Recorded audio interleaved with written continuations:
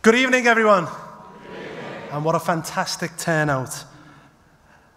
We have a once-in-a-lifetime opportunity this year, and the referendum most likely will be in June.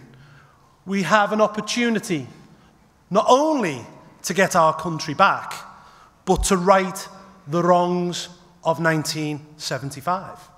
Now, I can see from the hair and the bald heads in this room, a bit like myself, that a number of you would have voted in 1975.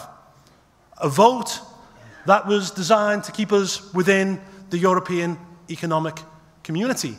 And you were told in 75, weren't you, that it was about trade and nothing else. European nations trading together freely.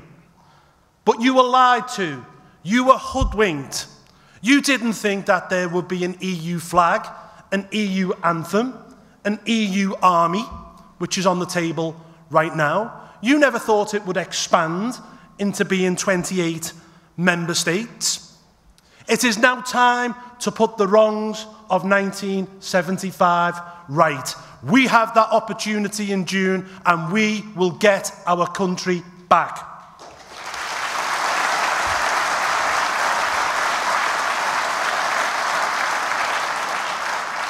Think about it, what we gave up.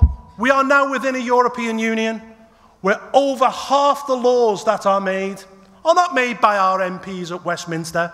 They are made in Brussels. And they're not made by MEPs, people who are directly elected. They are made by a European Commission. A European Commission which has the sole right to propose legislation. A European Commission that meets in secret. A European Commission that is unelected. Ladies and gentlemen, all we want is for the people who make our laws to be those we directly elect at Westminster and not faceless bureaucrats in Brussels.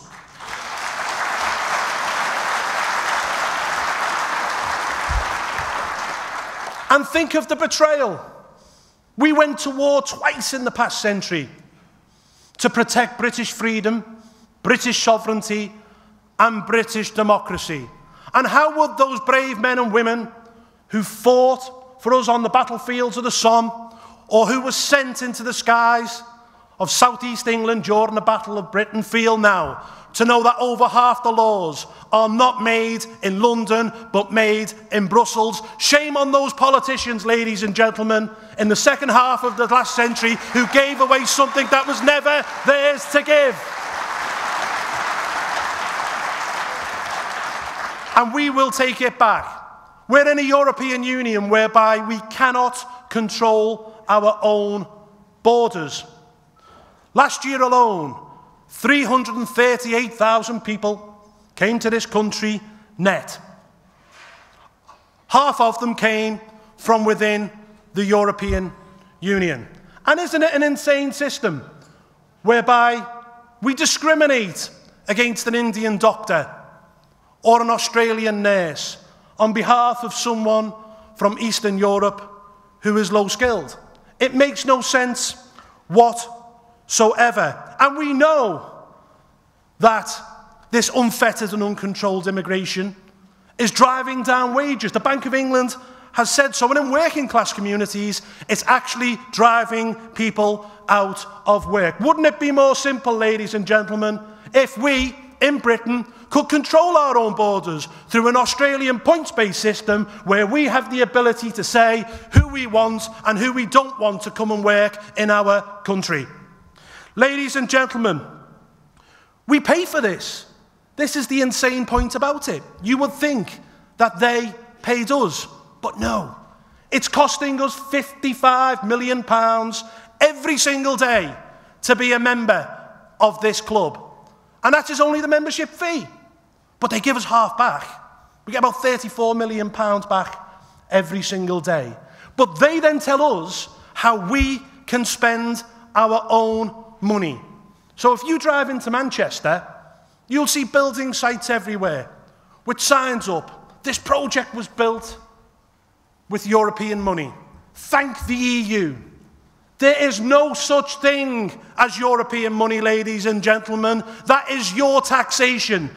And the other half is spent building motorways in Romania, an underground system in Warsaw, a sewage system in Budapest. And what we're saying is that £55 million a day would be better spent here in our country, on our schools, on our hospitals, and ensuring that our brave boys and girls in the armed forces have the best equipment possible.